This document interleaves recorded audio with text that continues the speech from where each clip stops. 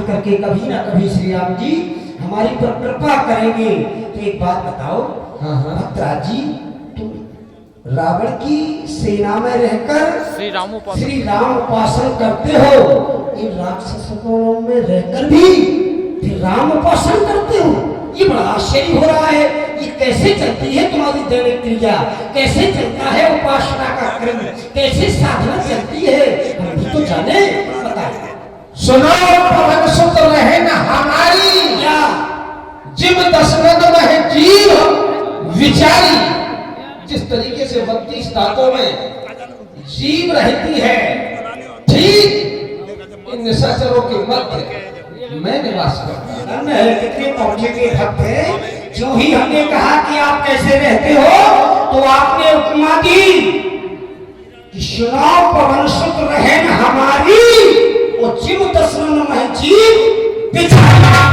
एक बात बता दे, जीव के साथ जीव आती है, अवश्य दांत बाद में आते हैं, तो दांतों की 32 सब फूट गिर जाएगी, लेकिन ये रचना जीवन भर राम राम राम गुण गाएगी।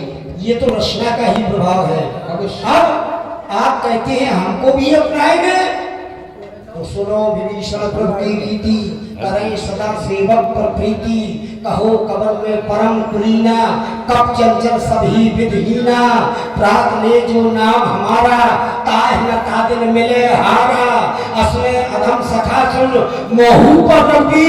मैं कितना कुलीन हूँ, कैसा हूँ, बानर हूँ, फिर भी कृपा हमारे ऊपर। तो सच्चे भक्त हो, तुम्हें संदेह नहीं करना चाहिए। इसलिए भक्तराज आप अनिवार्य विश्राम के लिए कहते हैं, हम थोड़ा सा समय लेंगे, लेकिन अब हम आगे की ओर प्रस्थान करेंगे। भक्तराज जी तुम बैठे, तुम जो भी बताओ, केवल माता सीता के विषय में बताओ, ये जुगत सुनाओ, माता का दर्शन हमें कहाँ होगा।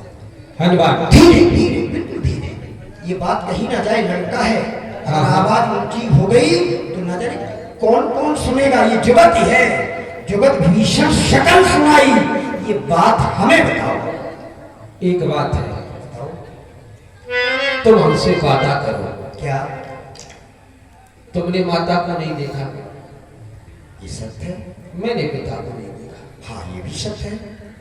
बस तुम हमें पिता के दर्शन करा देना, मैं तुम्हें माता के दर्शन करा। देखो जब हम तुम्हारे यहाँ गए तो पहला तो ये कर्तव्य है कि माता का दर्शन करा दो, और जब तुम पिता के समीप जाओगे तो हम कहते हैं कि तुम्हें पिता का दर्शन हम करा देंगे। जिसका पहले आगमन हो गया, बात तो देखो नीत की है, नीत यही कहती है कि हम आपके यहाँ आए हैं, अवश्य, तो आप पहले माँ का दर्शन, ये जुगत बताओ। हनुमान, चारों ओर राक्षसियों का पहरा है, सुना और पहरा होते हुए तुम इस तरह से नहीं जा सकते, वहां से, लेकिन तुम्हें एक मैं गुप्त द्वार बता रहा हूं, जहां से दशानन प्रवेश करता है। वहां जाकर के एक द्वार खुलता है, उस द्वार से तुम प्रवेश करना, उस द्वार से जाकर के सीधे तुम अशोक वन में प्रवेश कर जाओ। जुगत विभीषण सकल सुनाई, चले पवन सुत बजा कर